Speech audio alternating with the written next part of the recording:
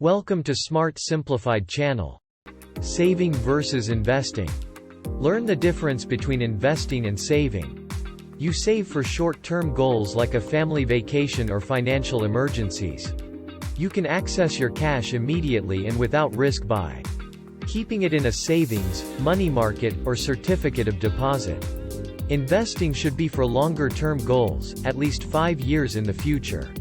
This includes retirement, college, or wealth building. Investing comes with risk. You could lose your principal or not earn as much as you expected. However, wise investing can provide a better chance of achieving a higher rate long-term than what you can get from savings. Housekeeping. First, take care of the rest. You should address other financial problems in your household before you invest. To make it easier to invest, create a budget or spending plan.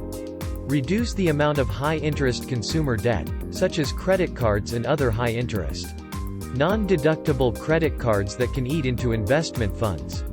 You should have a cash reserve fund for 3 to 6 months to cover living expenses.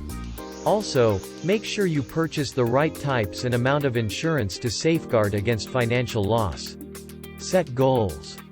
Clarify your goals.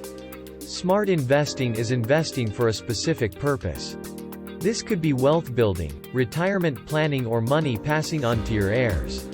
It is easier to stay on track with your investment plan and to generate income that you wouldn't otherwise spend by investing with purpose.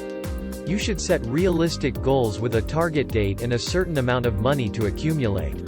Retirement is not a goal. How you want to retire and when. Discuss your goals with your family by writing them down. Do more than just get the best return. Do not just aim for the highest possible return. Investing is often misunderstood as a pursuit of the highest returns. Investors are encouraged to look backwards and purchase winners from last year, without considering their investment goals or diversifying. This is why it is important to set investment goals. You can make educated, realistic investments that will achieve your financial goals while minimizing risk by setting reasonable goals. These investment goals will guide you to a balanced course of return and risk. Gauge risk. Know your risk tolerance. Understanding the risks associated with each investment vehicle and asset is important. You also need to know how much risk you are willing to accept and what types of risk concern you most. Your risk tolerance will depend on your investment goals, financial resources, and your fear factor. Investments that keep you awake at night, no matter how good they may be, are probably not right for you. Get educated. Learn about investing and how to invest. You need to be able to understand how investments work, what their potential returns are, how they can be manipulated, and how you can put them together in a portfolio that suits your goals and needs. You should pay particular attention to investment risks. Every investment carries some risk. Stocks generally perform well over long time periods, but they can also be very risky in the short term. This was something that many investors learned painfully during 2008's market crash. Learn your past. Be realistic about market expectations.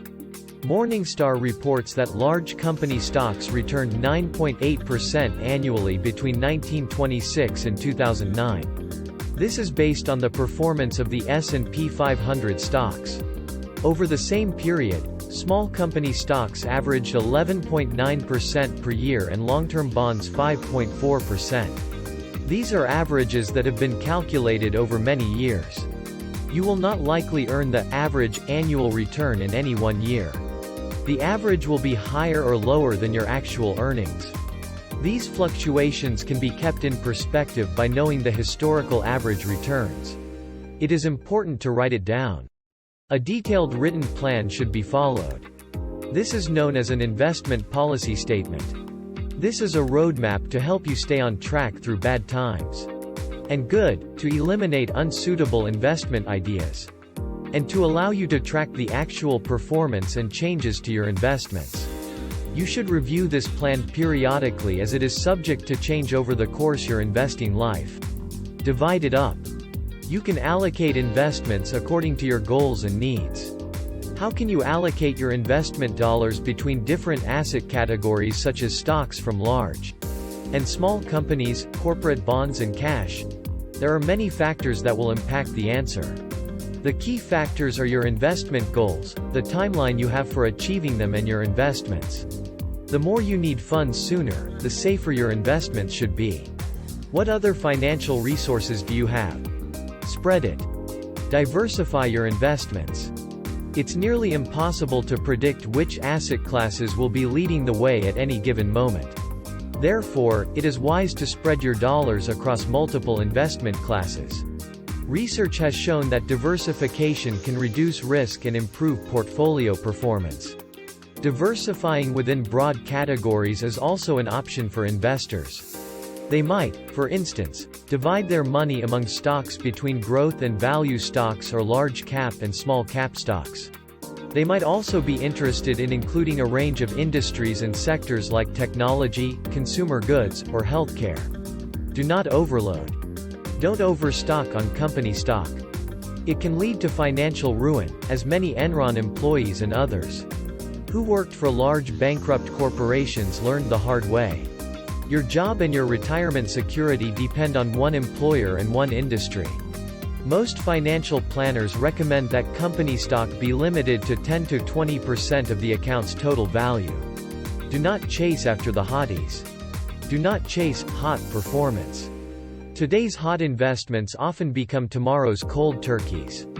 The problem with trying to find the hottest investments right now is that most investors have already made a significant amount of their investments run up by then.